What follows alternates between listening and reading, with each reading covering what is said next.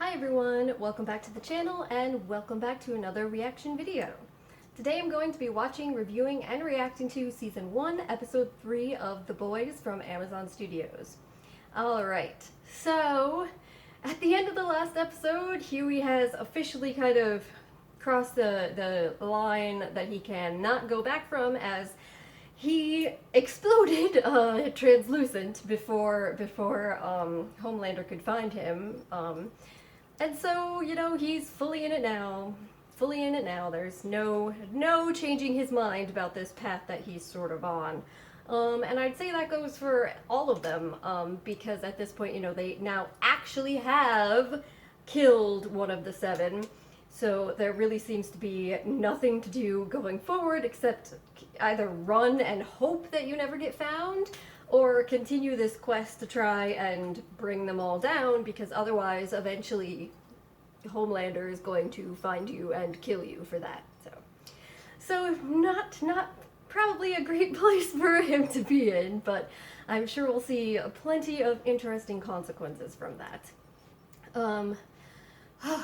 Just forgive me, my air conditioning hasn't been working properly for about a week, and it's extremely hot in here under these lights, so I'm kind of sweltering. Yeah. But I'm looking forward to continuing the show, seeing what happens in the aftermath of that pretty crazy, intense ending, so. Alright, let's jump into episode 3 of The Boys. Here. Where do you think you're going? I'm going home. I need clothes. We'll get you clothes. I want my clothes. I want my clothes. He just wants to get out of there for a little while. In a state of shock, my enemy. Huey, Well, yeah. You just ass-bummed America's sweetheart. You can't just piss off. I need to go home. Yeah, he just wants to get out of there for a bit. Alright. Afraid she'll go with you. Wait, what? No. Either he goes with you, or I'll break your legs. Seems a bit extreme. Could have just said he definitely has to go with you. Knocked around. Something fierce kicked while she's down. So what does she do? Does she cry in her milk? Does she quit? No way. She adapts. She transforms. Embraces her feminine strength. Goodbye, Yellow Brick Road. And hello, Starlight. Oh, God. I can't wear that. Here comes a load of Yeah. shit about how Why not? showing more skin is always empowering. Seriously? It's just, Unnecessary. it's not me. I designed Homelander's suit. This isn't my first rodeo. You're wrong. It's totally you. It's bold, it's brave, it's feminist. How is that feminine? Here it comes, I told you. It says you're confident in your own skin and you're not afraid to show it. Most importantly, it tells the story of your transformation, Holy shit, dude. of what you're going through. How Oh my exactly God. do you know what I'm going through? Exactly. I'm sorry. I They're like- appreciate the effort. I really do, but I'm fine with my old outfit. We're not. Excuse me? Starlight, like I said before, this is a partnership. In a partnership, This there's is a give and corporation. there's take. It's my body. I have the right to choose how much of it I show. That is true. You do. You just won't be doing it in the 7. Unless it is wrapped in that. Because we just dusted a suit. Bullshit. Translucent. Mm.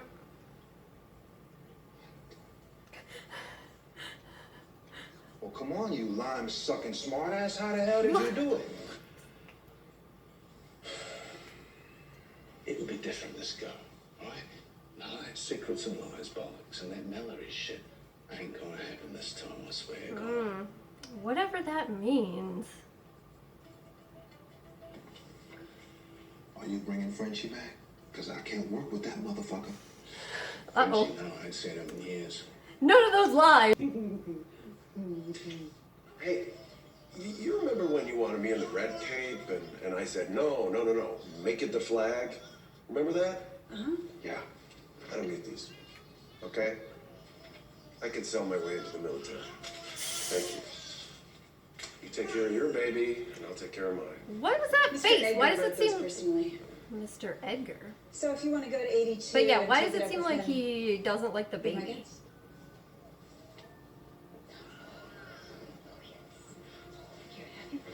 Who is this Mr. Edgar, and why would Homelander be afraid of him? And what? A baby! A rental, you cheap bastard. Who do you think I am? Huey.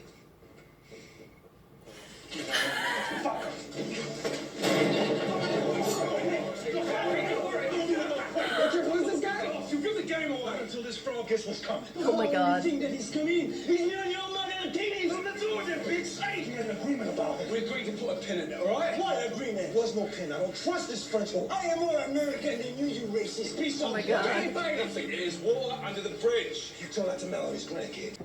Ooh, excuse me, but...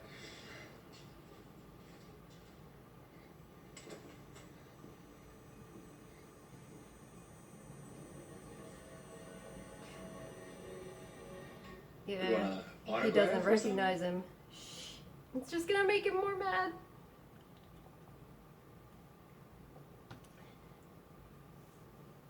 Yep. It's not kicking Haven't in. we met before?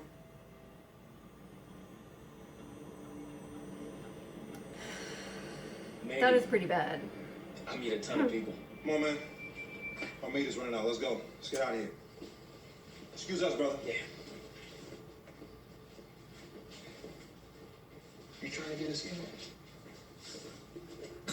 You made it. I'm feeling you might.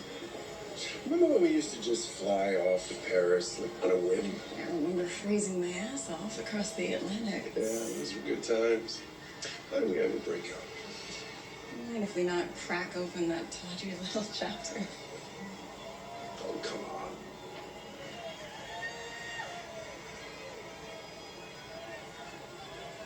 You know, if I ever really thought that you'd fallen for someone else, I don't think I could handle it. Is that so? Oh, You and me, abusive threats. That's better together forever. this guy. I swear to God.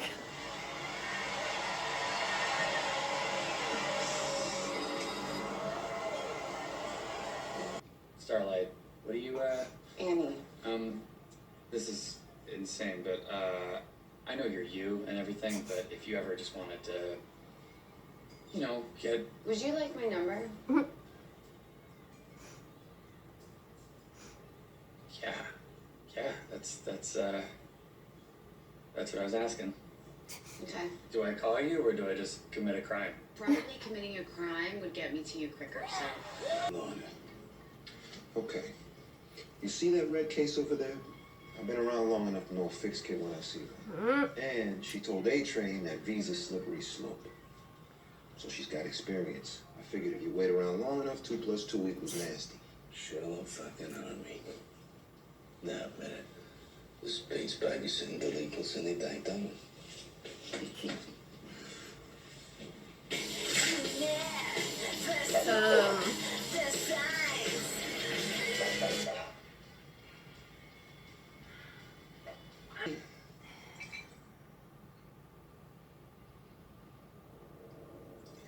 Like what you see?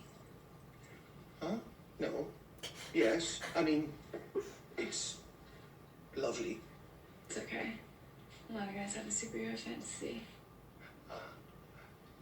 I can't breathe. All right, hold on. Hang about. What's the fuss? Butcher.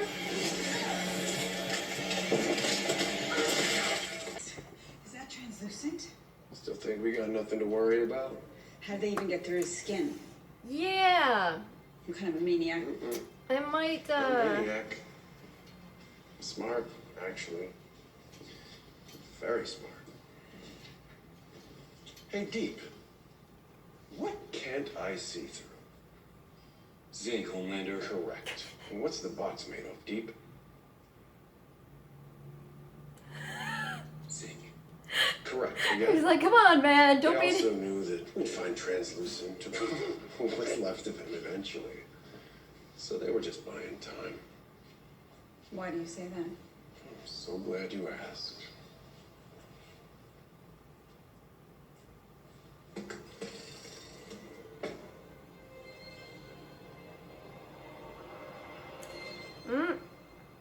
Whoever it because they just declared war. Alrighty there. Well, that was episode 3. So it seems like every episode of this so far, we've seen someone kind of exploded in a way, or at least part of them exploded. Someone dies of some sort of horrific explosion death. So first we have, in episode 1, we had Huey's girlfriend getting exploded as A-Train ran through her, and then of course translucent in episode 2, and then now we get to the landlord's head being exploded in a sexual situation. That was pretty intense with the brain. So yeah, the show of explosion deaths so far. But this was another solid, good episode with quite a few developments. Seems like they're definitely now going down the Huey Annie romance sort of situation. So it looks like we're gonna get one of those storylines where Huey's developing feelings for her while simultaneously trying to use her to kind of get information, go behind the scenes or whatever, get in close. She's gonna develop feelings for him and not realize that's happening, and obviously that'll be a source of conflict later on. So that's kind of like an old story that you see in lots of situations, lots of films. But it'll be interesting to see. They do have kind of like a cute little chemistry, but I feel bad for Annie in that situation because again, she seems to be the one character in the show so far that is really just trying to do the best all the way around. I felt pretty bad for her with that whole new uniform outfit sort of situation that came about, but it was pretty entertaining to see them spewing off the same sort of ridiculous lines that I expected them to in that situation about, oh, this is so empowering for you. Oh, but if you don't do it, you're out. So, but poor Annie. This episode we get also more about Homelander, more disturbing Homelander stuff all throughout. There's clearly, okay, Butcher clearly specifically has a problem with Homelander. You see the stare down situation, it's referenced at various points. And then of course at the end there's the threatening message that he left for him. We know that was him because he's the one that cleaned up all of the remains of Translucent after Huey left and Frenchie went with him. So I don't know if threatening is the best approach, but he seems to not be that concerned about it. And I guess, they are all in. As I mentioned at the beginning of the video, after killing Translucent, there's really no going back, and Homelander was gonna find it eventually, so. But then we also see, more with Homelander, kind of his I guess, former relationship with Maeve doesn't sound like it was particularly wholesome and has some abusive tendencies given the threats that he's clearly making to her there. And then more stuff with him and Madeline. Is he legit, jealous of that baby? Does he hate that baby because he wants Madeline's attention? Again, the kind of creepy mother/sexual partner tension dynamic between them, but legitimately, is he, the way he's looking at that baby, he hates that baby, was pretty fucked up.